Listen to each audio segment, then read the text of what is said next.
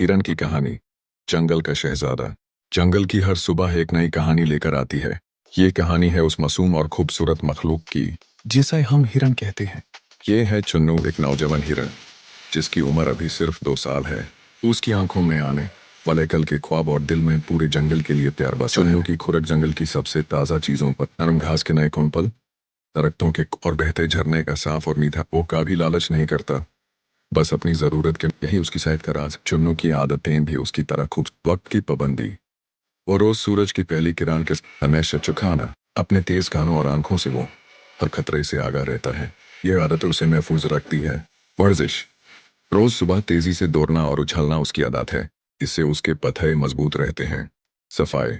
वो हमेशा साफ पानी पीता है और अपने आप को साफ सुथरा रखता है। वो जंगल में सबके साथ मिलजुल कर रहता है, न किसी को परेशान करता है और न किसी से डरता है। उसकी यही अच्छी आदतें उसे जंगल का शहजादा बनाती हैं।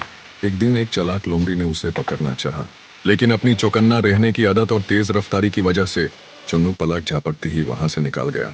उसकी अच्छी आदतों ने ही उसकी जान बचाई।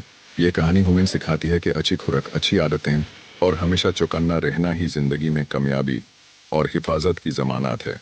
चुन्नू की तरह हमें भी अपनी जिंदगी में नज्म व ज़ब्त अपनाना चाहिए।